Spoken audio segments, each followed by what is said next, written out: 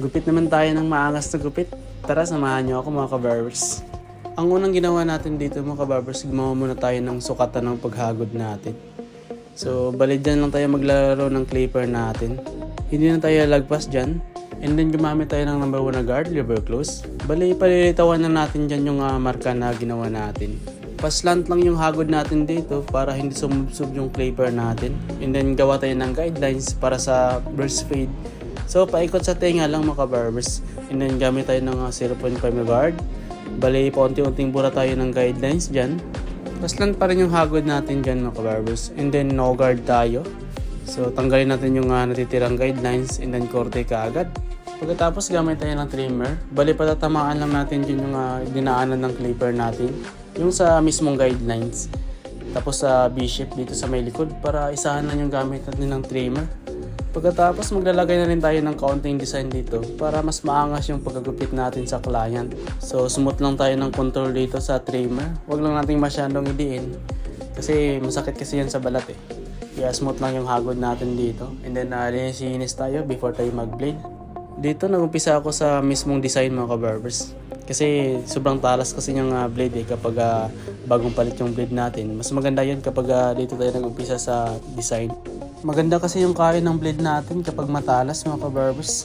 Kaya nag-uumpisa talaga ako sa may design. Bago yung korte natin. Pahila-hila lang tayo ng balat dito mga kabarbers para makaiwas tayo sa pagkasugat. Smooth din kasi ng hagod natin ng labaha kapag hinila natin yung balat. After natin mag-blade, retas naman natin yung blending gamit yung shears overcoat. Bali, sundot-sundutin natin yung medyo maitim-itim mga kabarbers para maganda yung pagka-blending natin dito. And then pantayin natin yung bangs based lang sa kanyang request. Pagkatapos magbabawas naman tayo sa itaas. Bali magbabawas lang tayo dito based lang sa kanyang request. Ang request kasi ng client ko dito is konti lang talaga yung ibabawas natin sa itaas. Kaya yun lang din yung binawas natin sa itaas. Siyempre susundin natin yung client natin mga kabarbers. Magandang tips yun para bumabalik-balik yung client natin dito. Yung paraan ng pagbawasan sa itaas mga kabarbers, bali ipit-ipit lang. Maganda kasi yung ipit-ipit mga kabarbers, nahihila mo kasi yung buhok eh. Makikita mo talaga yung sumusobra.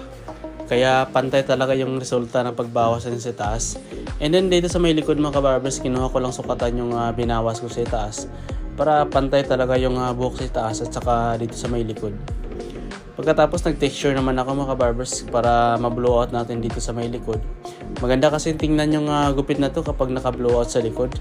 And then nag-point cutting na rin ako sa itaas para maporma natin yung gusto ng client dito sa may taas. Ang gusto niya kasi dito sa may taas mga kabarbers yung fringe yung dating sa itaas. Tsaka naka-texture lang daw. So yun yung ginawa nating proseso para masunod natin yung gusto ng client.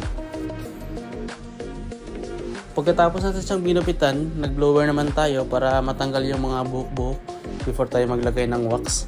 So ayan, naglagay na nga tayo dyan ng wax para maporma talaga natin yung gusto ng client mga kabarbers. So ito lang resulta mga kabarbers. Tingnan nyo naman yan. Grabe. Ang angas ng resulta mga kabarbers. Oh. Pansin mo talaga yung design mga kabarbers. Oh. Pati yung B-shape dito sa may likod. Ang angas talaga tingnan ng gupit mga kabarbers kapag na-perfect mo yung korte at saka yung kaunting design. Kahit simple lang yung design na nilagay natin, maangas pa rin sa tingnan mga kabarbers kasi yung style ng pagka-design natin dito medyo patulis. Yan kasi yung mga design na nakakaangas tingnan eh. So yun, maraming salamat sa panonood mga kabarbers.